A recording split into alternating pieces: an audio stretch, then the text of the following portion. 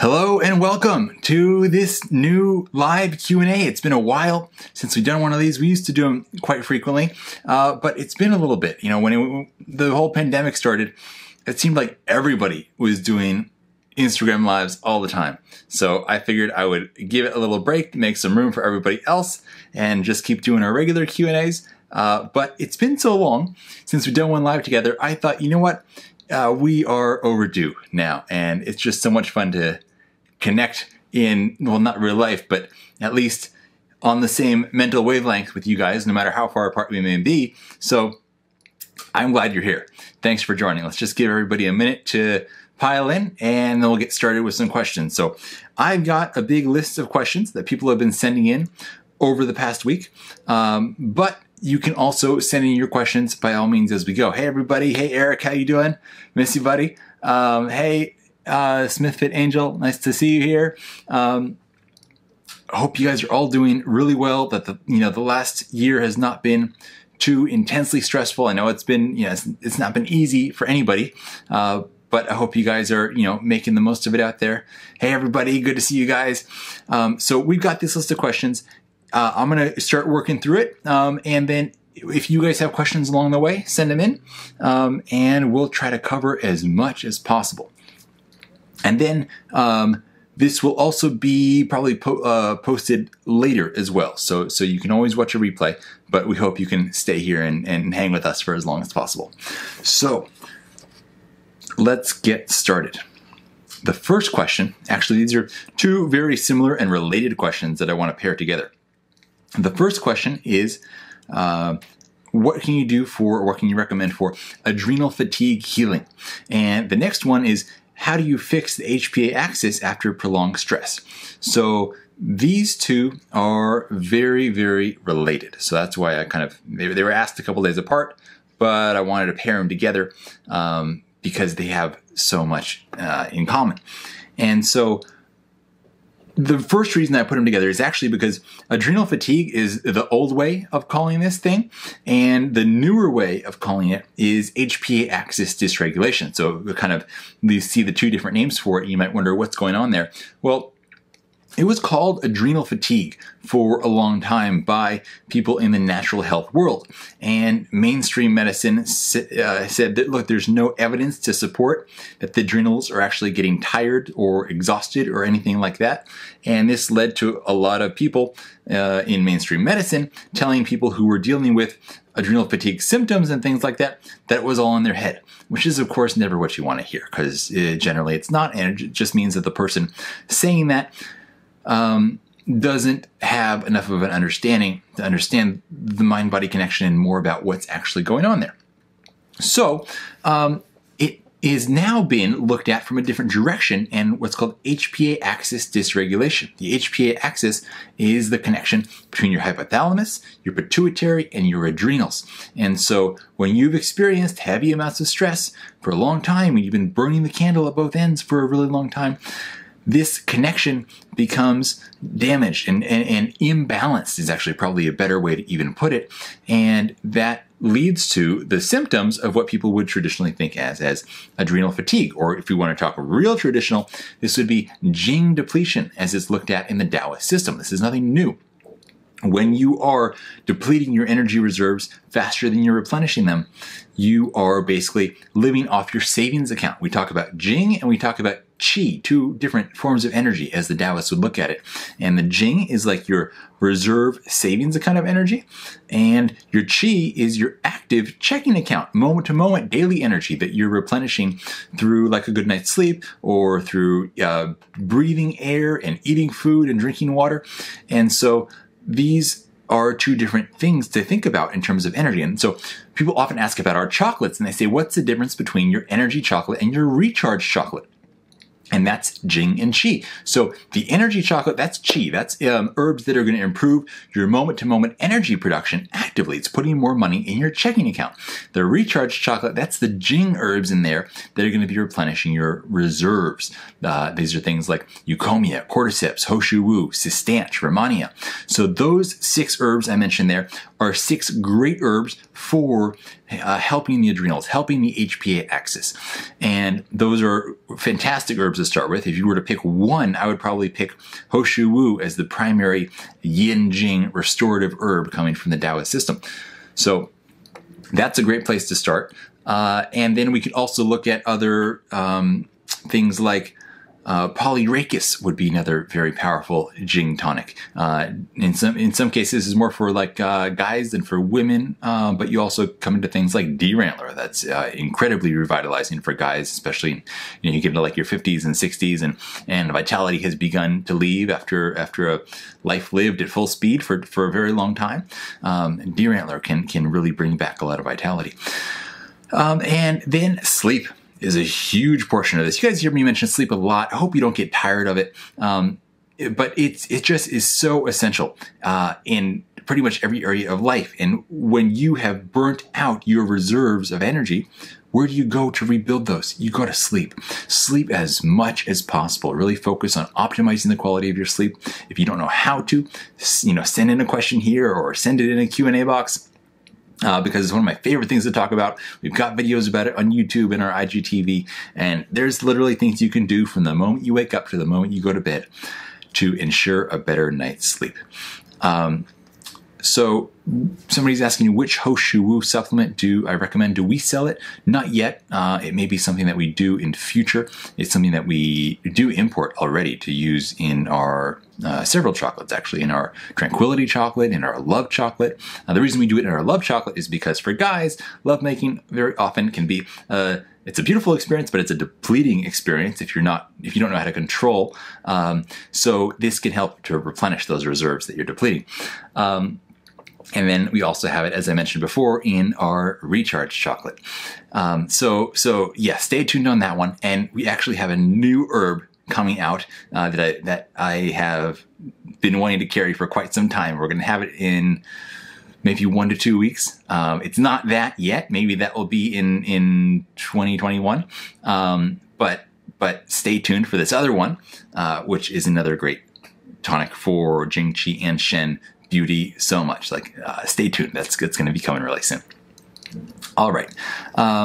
So other brands, it's been so long since I've used anybody else's Ho Shou Wu, so I wouldn't really be able to honestly give a good opinion there, because I've tried ones that may have been decent, 7 or 8 years ago, but I don't know, has the quality maintained over the years? Are they doing anything different? I don't know.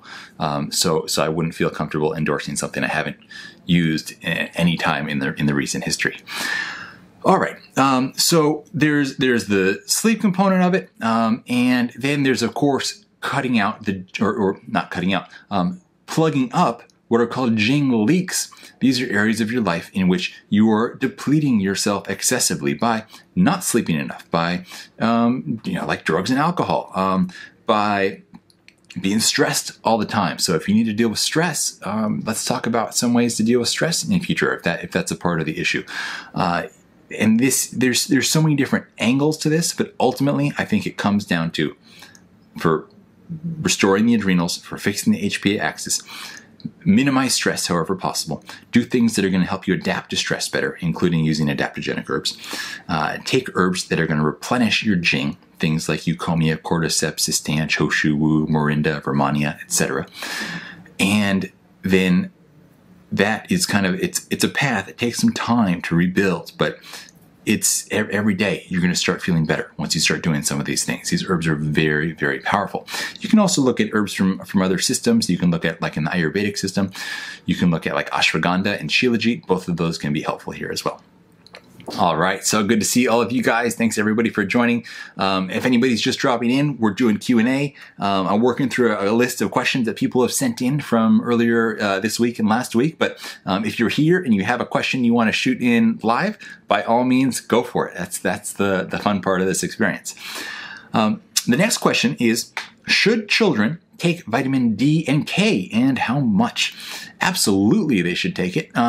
In an ideal situation, they'd be spending enough time out in the sun in peak hours of the day with not too much clothing on, so that they would be able to make vitamin D themselves. But that's probably not happening. It probably wasn't happening before the pandemic. It almost certainly is not happening during the pandemic. If you are, like living here in California, during this time of year, even in Southern California, you only have a small window of time in the middle of the day where you're going to be able to make any vitamin D at all. You can download an app called D-Minder, which will tell you the hours of the day when you can actually make vitamin D in your area based on your geographic location. And you're not going to be able to make much at this time of year. So it's definitely important to supplement in the winter, if not all year round. For kids, it's great for bone density. It's great for immunity. It's great for cognitive development and nervous system health. So it's great. How much to take? That I can't tell you because I don't know how big your kids are. I don't know how much vitamin D they're making already.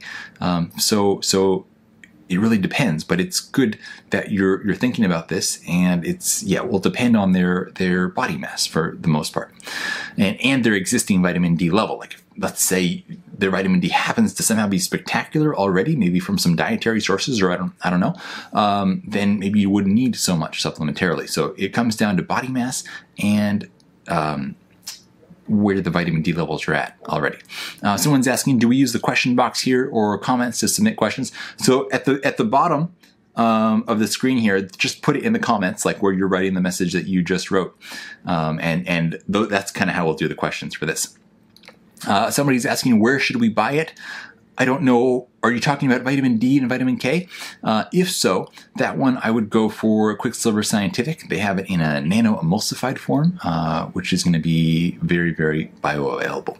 So that's a really good way to get the D and K2 together. And as a reminder for those who may not know this already, K2 is important to take with D because you're going to have a lot more calcium being absorbed dietarily from having high levels of vitamin D.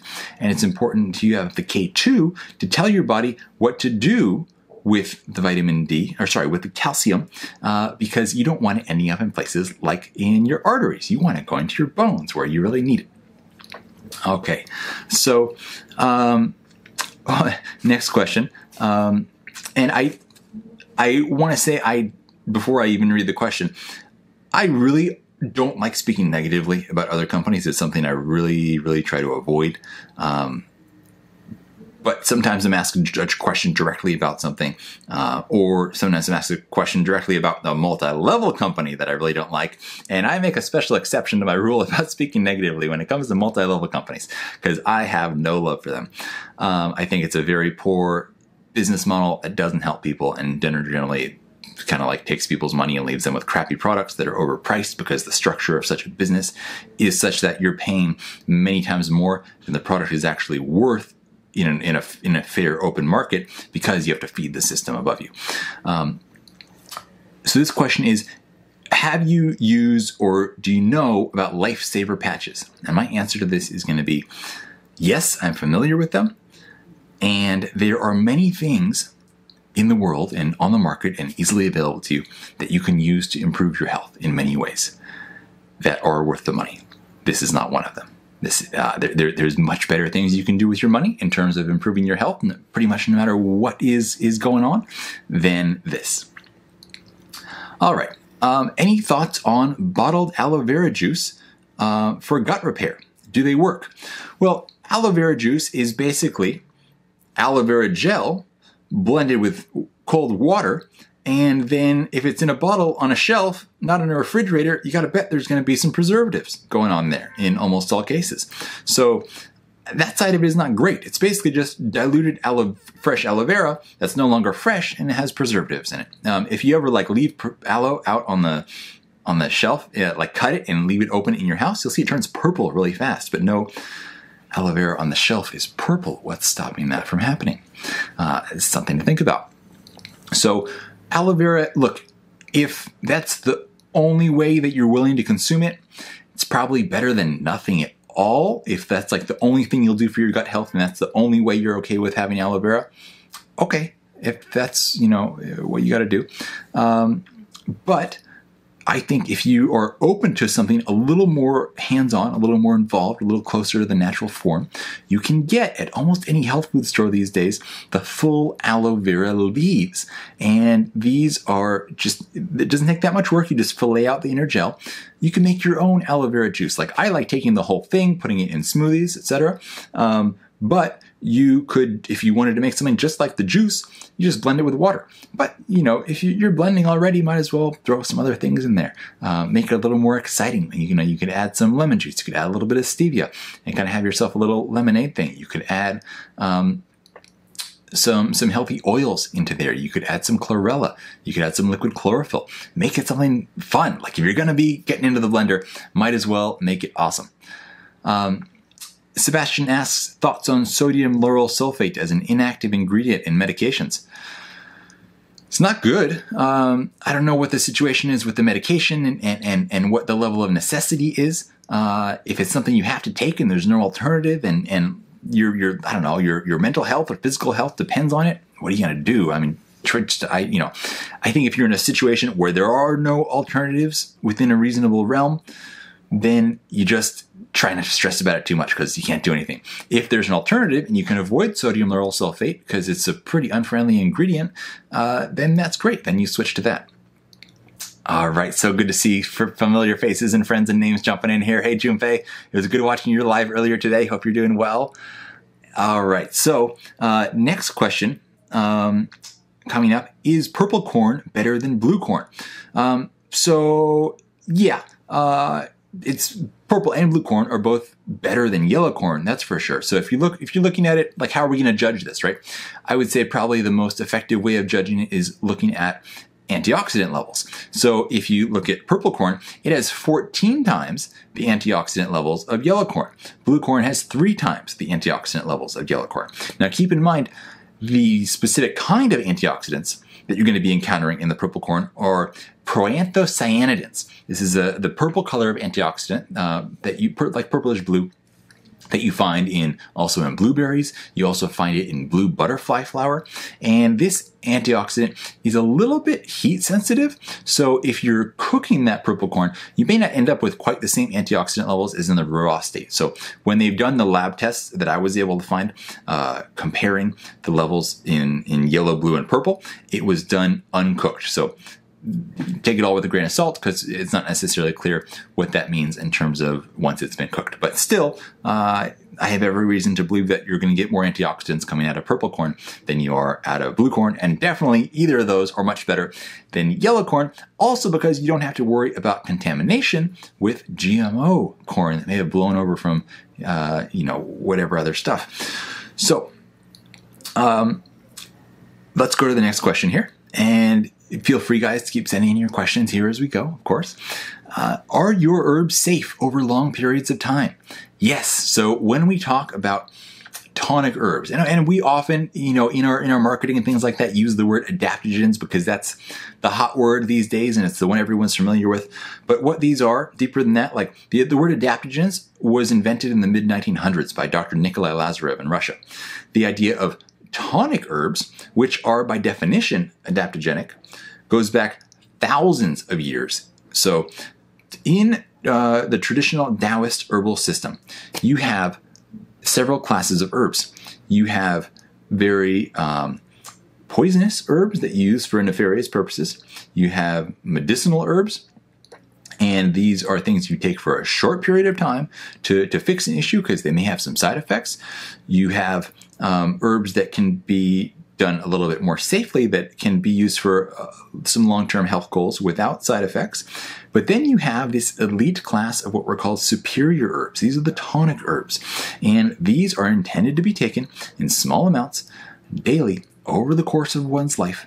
And they are for building the 3 treasures, for building your deep core kidney reserve energy, for building your chi, your moment-to-moment vitality and cognitive function and immune system function, and for building your Shen, your higher self, your spiritual self, the light in your eyes. And so this is what they are designed for. They're not designed to be taken for 3 weeks. And they're not designed to be just taken for a very short period of time. These are not designed necessarily to be a quick fix for something, although they can have very helpful effects as they bring balance to so many of your body's systems, but they are ultimately meant for small amount long-term consumption. And this is the beautiful thing about them, that you incorporate them as a part of your life and kind of your companions in the amazing life that they're going to help you build. And with these adaptogens, of course, I always tell people there is, in many cases, an immediate short-term effect that you will experience. You probably experience if you take a really great reishi, almost an immediate melting away of stress.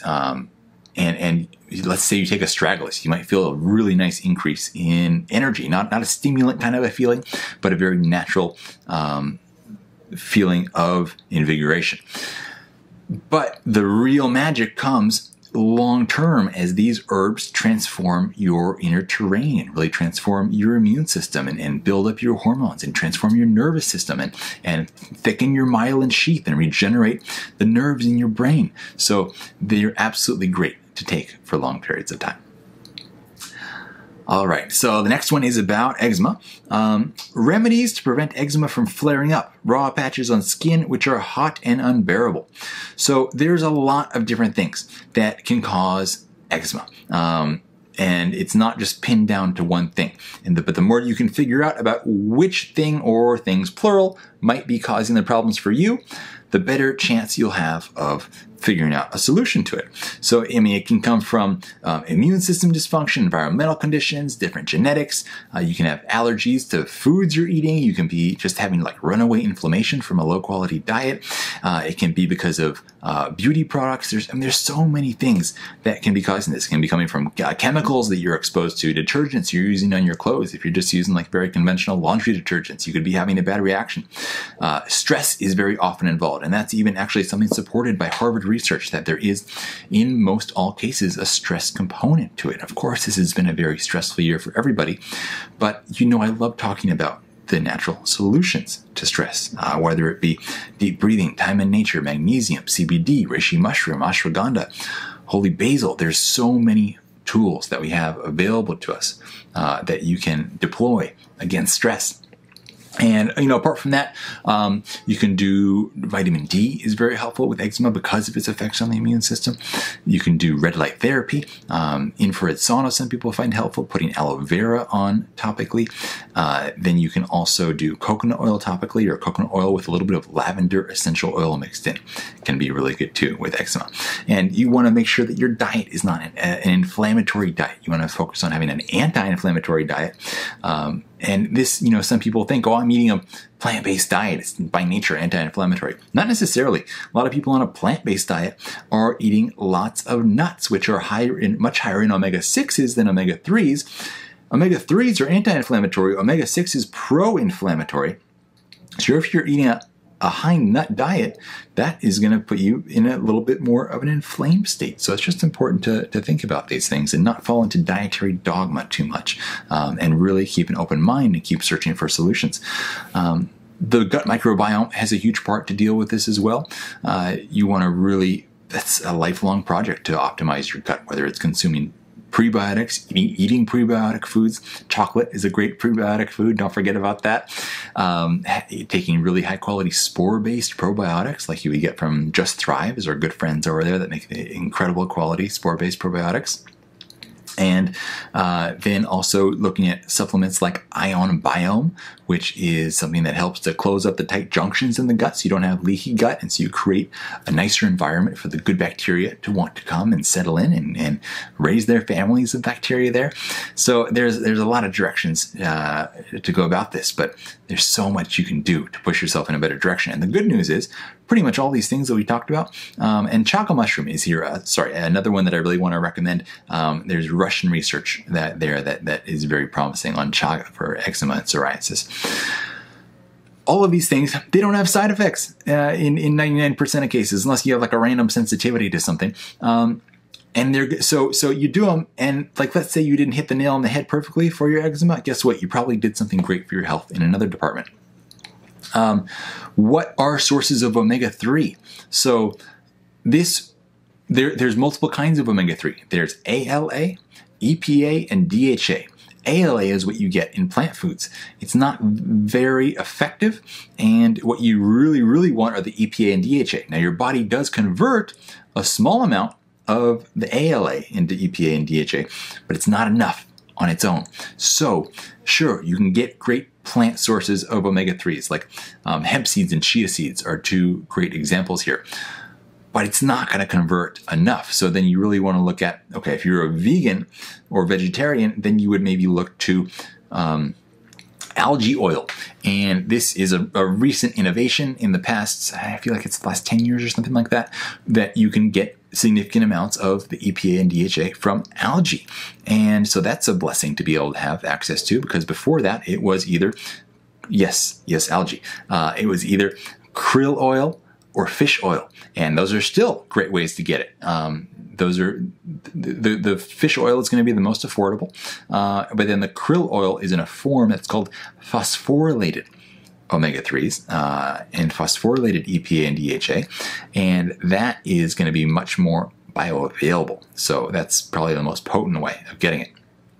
And of course, if you're eating seafood, you can have wild-caught salmon would be another way of getting the long-chain omega-3s.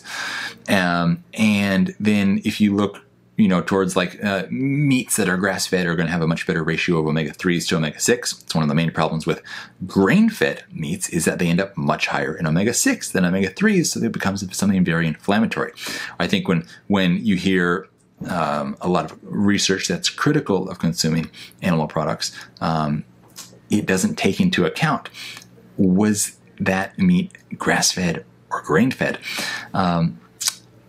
So there's your question, are hemp seeds too high on omega-6 though?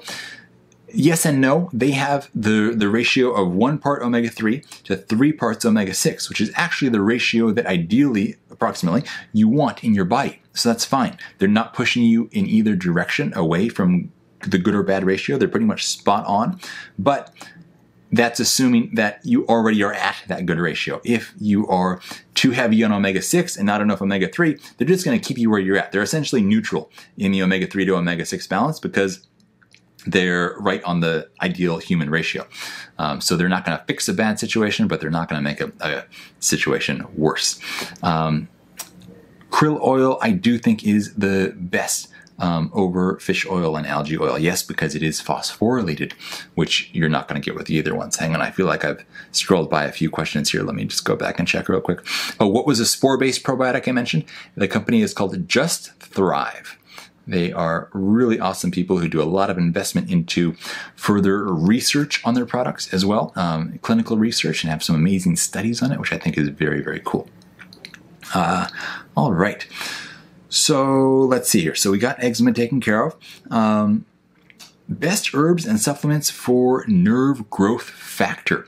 Chlorella is a really good one. Also, lion's mane and ashwagandha. Lion's mane and ashwagandha both have very interesting research done on their ability to regenerate the myelin sheath, the axons of the nerves, especially when there's been damage there from heavy metals. So those would definitely be my favorites for NGF.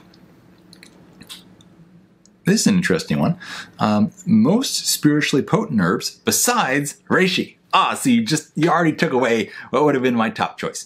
But there are still plenty of other ones that we can have fun with. So in the Taoist three treasure system here, we're going to be looking at Shen herbs. This is what we mentioned earlier. It's the third treasure. So it's important not just to go only for Shen herbs, but to think about Jing and Qi as well, because you go back to the Taoist metaphor of the candle. And this is where the Jing, the core kidney reserve energy, is the wax in the wick. That's the form, it's the essence. This is the savings account. Then the Qi is the active part. That's the flame. That's your moment-to-moment energy, what you're producing and depleting every day, hopefully not dipping into your Jing more than necessary. And then the ultimate purpose of the candle is not just to give off, I messed that up. This is my favorite thing to explain, and okay, it's been too long since I told this story. The ultimate purpose of the candle is not just to be big and have a big flame. It's to give off a great light. That's your Shen. That's your higher self. That's your ability to have a beneficial effect on the rest of the world. So if we talk about the Jing as being your savings account and the Qi as being your checking account, your Shen is when you've got a great checking account, you've got a great savings account, now you can start a nonprofit and actually have a beneficial effect on those around you and the greater world. So you're not going to be able to have a really successful nonprofit if you're not financially responsible as an individual. You're not going to be able to give off a lot of light as a candle if you're just a little birthday candle. So it starts with building Jing and Qi. Now, when you're ready for some Shen herbs, here, reishi, you know I'm already a mega fan of, then let's look at some other ones. Pearl powder is another one. It's not only a beauty tonic and a liver tonic, but it also stabilizes the heart. It's a great Shen tonic. Then you can look at also albizia is another really good one. And you could look at spirit poria would be another example. That's another mushroom. So there's definitely other ones. You could go outside of the Chinese herb world as well, the Taoist herb world. You could also look at holy basil. For stress is like spectacular. I always just put the one caveat in there. For guys, it's a weird paradoxical one because it increases testosterone levels, but it decreases sperm count. So if you and your partner are TTC, as they say, trying to conceive, take a break from holy basil. There's plenty of opportunity to have that later, and you can take things like reishi and ashwagandha for now. But if you're a guy and you're not trying to conceive, go for the holy basil. But don't be crazy. Don't rely on it as your only birth control method. Do something else in addition, please. So yeah, those would be some of my favorites. Albizia is such a nice herb, and very, very few people know about it. So yeah, that and holy basil, reishi, those are all great tools to have for dealing with stress. Okay, so next question here. What are the best ways to take L-Glutamine? What I always say when it comes to taking herbs, when it comes to taking supplements, take it in the way that you're most excited and happy and cool with taking it. If you hate swallowing capsules and I said, just take it in a capsule, well then you're not going to take it and then it's not going to be doing you any good. So you can get, most commonly people will just get L-Glutamine in powder because that way it's very inexpensive, and it has like a sort of a nice sweet flavor to it. You can just put it in a little bit of water and drink it. You could take it in capsules, but you're going to be paying a lot more like that. You could even blend it into smoothies. It's a relatively neutral, semi-sweet flavor, so you can just add that in and you probably won't even know that it's in your smoothie. So L-Glutamine, for those of you who are not familiar, is great for improving gut health. All right, this one will tie nicely into some stuff we talked about earlier, kind of a couple of questions. So any suggestions for chronic anxiety? Yes, so pretty much every one of the Shen herbs that we mentioned a moment ago. So you want to think about reishi, albizia, pearl powder. And you don't do all of them, right? Even if you just did reishi, awesome, give that a try.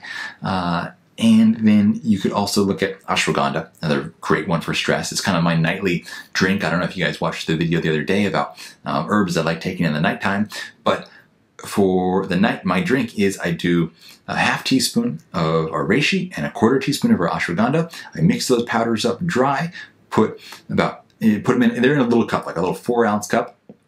I put about maybe 3/4 of an inch of hot water on it, and then I fill the rest up with room temperature water, so it's a good warm temperature to drink. It's not like too hot where I'm going to stay up later just waiting for it to cool off because I'm ready to go to bed. And I drink that, and that really improves my sleep quality. I wake up fewer times during the night, and I spend more time in deep sleep, which is super restorative. And I measured that through my Oura ring, so it's very cool to see the difference happening. So what else? There's those herbs, right? And then even things like for example, Tibetan rhodiola is one to consider. You could also look at astragalus as being helpful here in some ways. But let's go, look, we talked about herbs. I'm crazy about them. But let's go a little bit outside that. What else is there? There's magnesium. So you could take the form of magnesium as magnesium L-glycinate. Magnesium glycinate. Leave out the L. I got too many things bouncing around my head right now. So magnesium glycinate. And the other one is magnesium L, and the L here is for real. Magnesium L-threonate. And this is a form of magnesium that's a little more expensive, but it's much more effective at crossing the blood-brain barrier. Not just more effective, but it's the only form of magnesium shown to cross the blood-brain barrier. So that's actually improving brain levels of magnesium, very relaxing for your nervous system. You could get magnesium chloride salts and take yourself a magnesium bath. Do that a couple times a week, and that's a great way to absorb magnesium. Magnesium is actually more effectively absorbed transdermally than orally. So that's a great way to go. And then what else are you going to do for stress? You got to cut, ultimately, if you can cut out sources of stress and anxiety, that's great. I don't know your life, so I don't know, is there somebody super toxic? I don't know, is your work too insane, and maybe you could adjust things there. So I'm going to totally leave that to you. I'm not going to talk about that any further. But let's talk about real practical things, because I know there's nothing more annoying when you're stressed or anxious than somebody telling you, hey, just chill. You need to change your life. It very rarely works out that way, right? CBD, another great one. So I really like the nano-emulsified CBD from Quicksilver Scientific. It absorbs faster, you hit higher blood levels, and you hit them sooner. So it's going to be happening much more quickly. Then you could also look at various kinds of breathing practices. You could look at Buteyko breathing is a good one. There's various different kinds of yogic pranayama breathing practices. There's Wim Hof breathing, which I am a huge fan of, and the one that I've done more than anything else, done for years. And that combined with the physical training involved in his program, combined with the cold showers, that builds up a form of resilience in your nervous system like nothing else.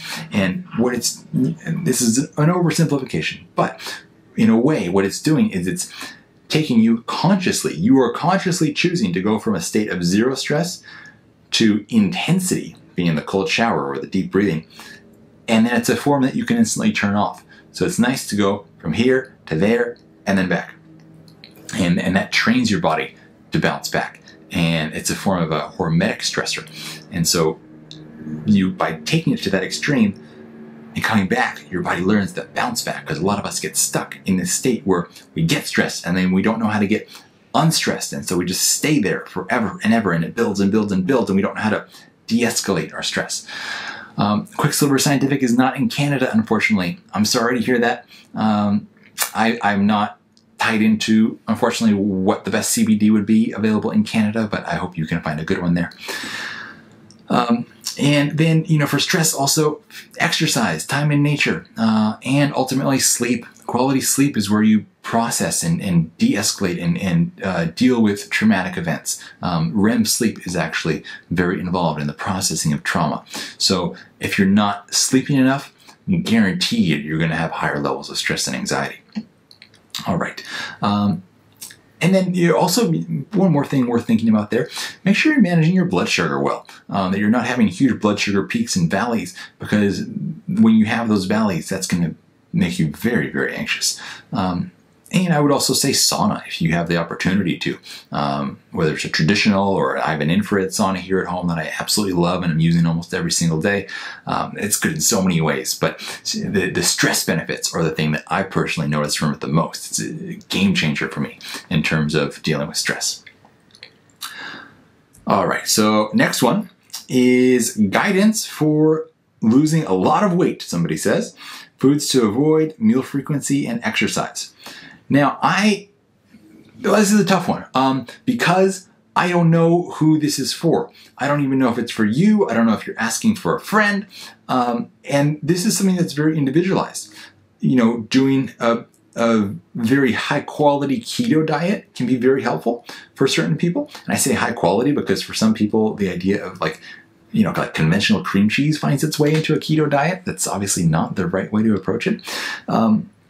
And intermittent fasting is very good, but those only for really certain people, because for women, those are going to be a lot harder on your system. Going hard keto or going really hard intermittent fasting as a woman, you are going to put your hormones in a very, very precarious position. So for as we're like a guy doing something like this could very easily withstand doing 18-hour intermittent fasting and doing hardcore keto, cutting carbs down extremely low. That's not going to work for a woman. You don't really want to do more than, say, 12 hours of intermittent fasting. And you may want to have a little bit more carbs than a guy would doing something along the lines of a keto diet, or do weekly carb refeeds, or just have carbs only at dinner and then be having ultra low carb the rest of the day. So it's going to be different for different people, but be careful. As if it's a woman who's going through this weight loss journey, don't push to extremes in that department. The other thing, again, this was one you cannot avoid, especially when you're asking me, is sleep. Sleep is huge for losing weight. It's one of the biggest factors, is making sure you're getting somewhere between 7 and 9 hours of high quality sleep every night in losing weight or maintaining a healthy weight. And they've actually shown that when people are sleep deprived, they will almost inevitably eat not just more food the next day, but lower quality, sugarier foods. So you're not going to be making the best decisions, and your willpower is also at a very low level when you're sleep deprived. So make sure you're getting really high quality sleep, and that is going to be your biggest tool in accelerating weight loss. What we just talked about a minute ago, using the infrared sauna is tremendous for weight loss. You could look at herbs that can help you as well in certain ways. Like if you're a stress eater, have herbs to deal with the stress. If you say, are just an overeater and need something to deal with metabolic issues, there are certain herbs that can deal with that. But you probably don't need to go to that department. There's so much else that you can do without having to get into modifying appetite. Not artificially is not necessarily the right word, but exogenously I think would be the appropriate term. And whether you're doing keto or not, taking C8 MCT oil is a really great form of oil to be incorporating, because it's very easily turned by the body into ketones. And having more healthy fats in your diet is actually going to help improve your fat metabolism, and your body will get accustomed to burning fat for energy, and you develop what's called metabolic flexibility, so you can burn some of those stored fats as well.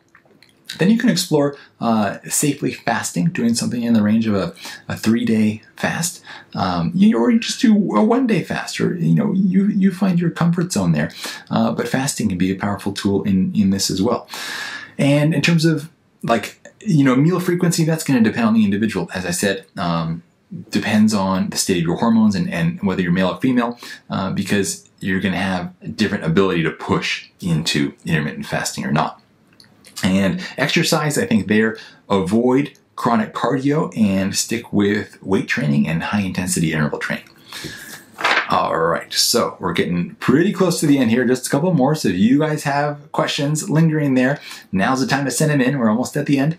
But this is quite an interesting question. And as we're going through this, I'm curious to hear what your guys' thoughts are as well. So send them in the comment box down below. I'm curious to hear your perspective on this. So somebody asks, thoughts on using a scale to weigh oneself, how frequently, etc. And this is a different person who asked this than the question directly before it. It's so weird. I find when people are sending questions in the question box, very often 2 or 3 people back to back will ask incredibly related questions. And I've even tried DMing these people before with a screenshot of those multiple questions together and saying, hey, do you know this person who asked this question? This is too bizarre. And they said, no, this is crazy. I've never heard of them. So it's just really wild. So using a scale to weigh oneself. Keep in mind, the average adult will have their weight fluctuate between 5 and 6 pounds a day.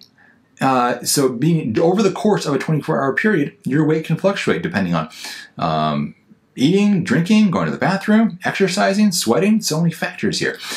So weighing yourself like in the morning and then at night and seeing, oh, you gained a couple pounds or lost a couple pounds, it's not a reason to get like excited or depressed by any means. It's just natural fluctuations. The other factor to consider here is that women on a hormonal cycle will have a weight shift that happen over that cycle. So at the beginning of your period, you are going to be a bit heavier, most likely. Around ovulation time, wonder why this is happening evolutionarily, around ovulation time, you are going to be at your lightest, most likely. So I would say, look, I'm not one to weigh myself, but I'm a guy. I recognize it's a different situation very often for women. I would say don't make it your primary health metric. I think it's much more interesting to have something that monitors your sleep and see how you're doing there.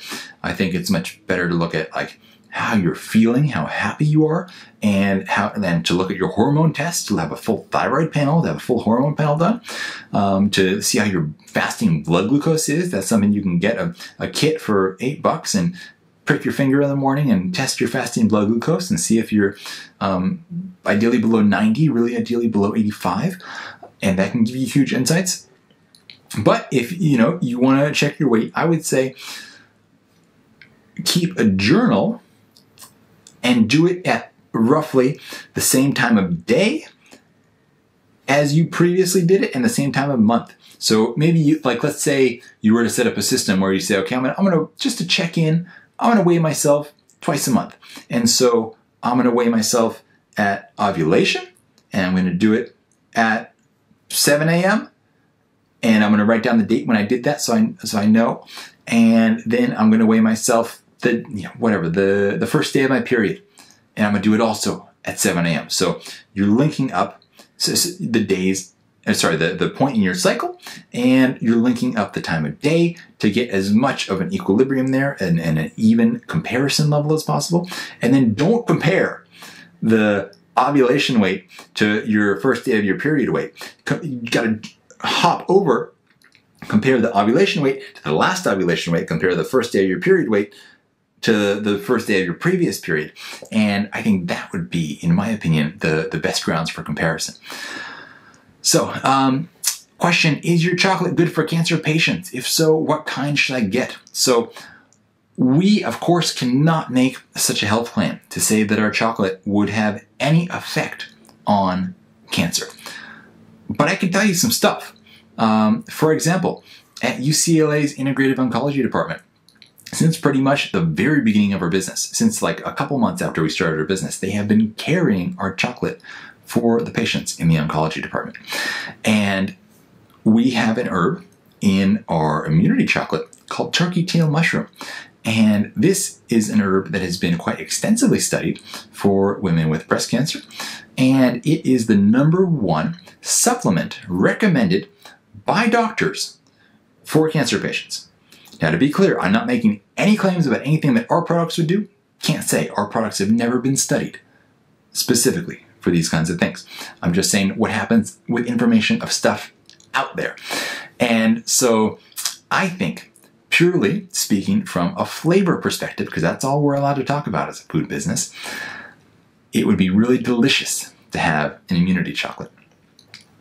Because you also have chaga mushroom in there. That's a really interesting one that you may enjoy just researching about.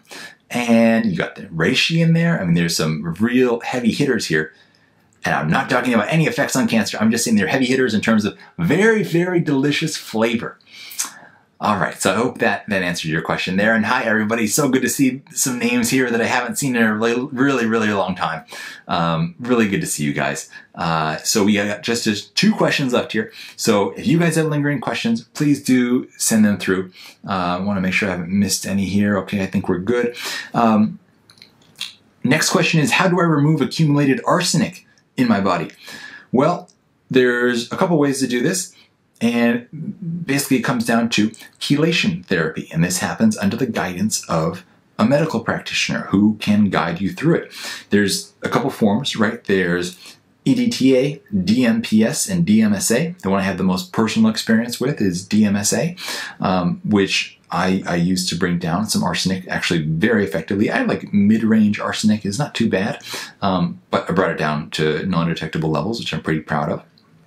And so DMSA, kind of the way it ends up panning out is the good practitioner will give you a program that's like 7 days of taking certain supplements for starting to mobilize the heavy metals. And then you have a chelation day where you'll do 3 separate doses of DMSA, and you'll be peeing a lot and drinking a lot of water because that's when you're chelating it. That's when stuff is starting to come out. And the first time you do it, they'll have you pee into a bottle throughout the day, shake up that bottle, and then you'll take a little bit out of the bottle and send it into a lab to get your results and see how much you actually are dealing with. And that will give you an idea of maybe how many more rounds of this you need to do. So after the chelation day, then you'll do about a week of different supplements to help with the recovery and remineralization, because chelation can pull out some good minerals as well. How do you test for arsenic economically? The way I just mentioned is the only effective and accurate way that I would say that you can test for it. Doing a test with what's called a chelation challenge, and this is something you need to do with a doctor. So that would be the way to go, and you'll keep doing it multiple rounds, and under the guidance of the practitioner, you'll eventually retest and see where you're at, see how long you need to keep going.